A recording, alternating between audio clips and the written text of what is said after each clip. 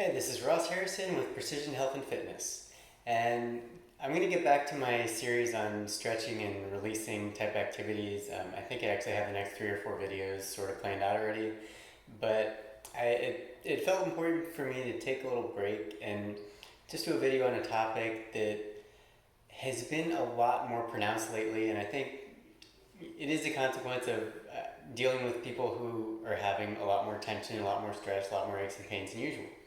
So there's this interesting, I think it's just the body's complicated. A lot of factors go into everything, just like, I mean, nutrition. How many people disagree about so many things related to nutrition, from what to eat, macronutrient profile percentages, and high fat, low fat, keto, whatever. There's all kinds of ways to approach everything. And the reality is, everybody's body's different, and our bodies are constantly changing and fluctuating. That's why you may have like a really good week of eating and activity, and you lose some weight on the scale, and then the next week you do the same thing and nothing happens, and then the next week you may even cheat a little bit and lose weight, and because we feel like the body's supposed to respond quickly to what happens. But really, the body's much more like a stock market, where every day it's going up and down, you have positives and negatives, and sometimes the activities you do, the benefits of those or negatives, don't show up for sometimes 1, 2, 3, 4 weeks down the road. Um, like the most extreme example, I don't think I've ever shared this on video, but one of my clients about 15 or 20 years ago, um, we started a program, and she was doing some good stuff, and nothing was happening. And it was about 4 or even 5 weeks, and I knew on paper everything she was doing was good. It was way better than what she was doing before, but the scale hadn't changed a bit, and she was feeling great too. She was feeling much better. She hadn't looked on the scale, and then one evening she got on the scale and it hadn't really changed much, and she got really she felt bad. She felt like nothing was working, and she felt like she couldn't make progress. And her husband was very supportive. He's like, well, just give it another week, see what happens. And we didn't change anything. We didn't change her workouts, we didn't change her eating. I mean, I'm always varying workouts somewhat anyway. But the next week she lost 12 pounds. There was nothing she did. It was just, it took her body that long to adapt to some healthier behaviors. And finally it just let go of some, like the scale caught up, essentially. She didn't lose 12 pounds every week after that. It was just, but sometimes what we do is very delayed. It's good to know for nutrition, but it's also really important for exercise. The same things. So many aches and pains are not from things we did that day. They're not even things we necessarily did that year. It's a lot of the things that, and it may feel like some intense pain you've never felt before came out of nowhere, you don't know what you did. And a lot of times, those things are developments of years of bad habits or bad posture, or doing a little bit too much for an extended period of time. And then you just do the same exact thing you've been doing for years, and it's that one day where you've gone over your threshold of what your body can handle, and suddenly things fall apart. But it's this human nature is what I found is, and not understanding how, I mean, nobody understands how all the pieces go together. I try to keep track of as many of them as I can and point them out to clients and help them see all the different factors that go into things.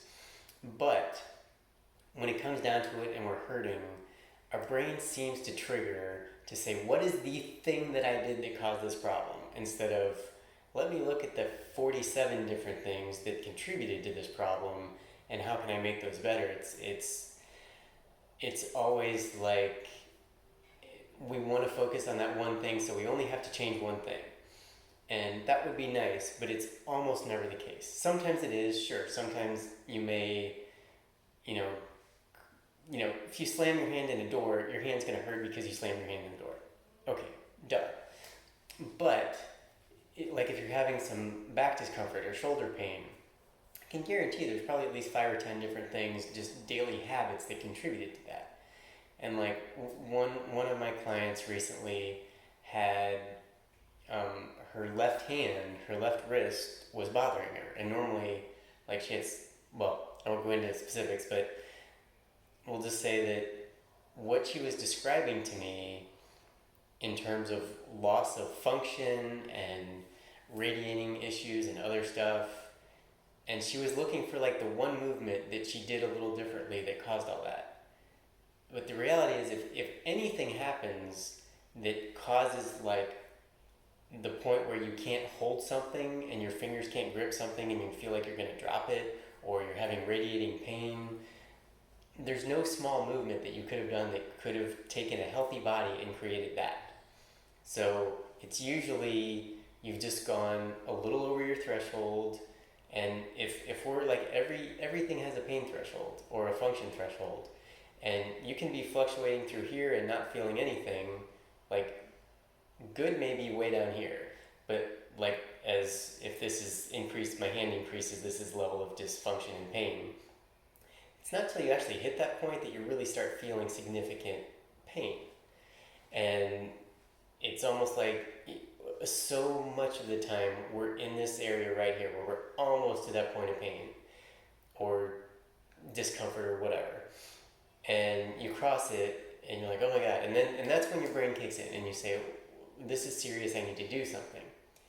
This is also usually the stage where people take stretching seriously and releasing tension in their muscles, and then they do it for a little while and the pain goes away, and then they start going back to their normal habits, and then they push a little too hard and you're up here again, and then oh wait, I haven't been stretching, and it's clear that it's not just stretching, it's many factors, even nutrition, rest, stress, sleep, all kinds of stuff, and workouts of course.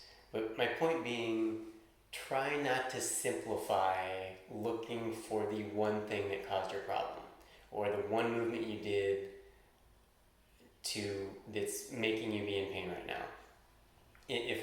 Especially if it's a small thing, like if you pick up something light and suddenly your back hurts, I guarantee the picking up that light thing, no matter how poorly you picked it up, is not the main problem. Many things led up to that instance happening.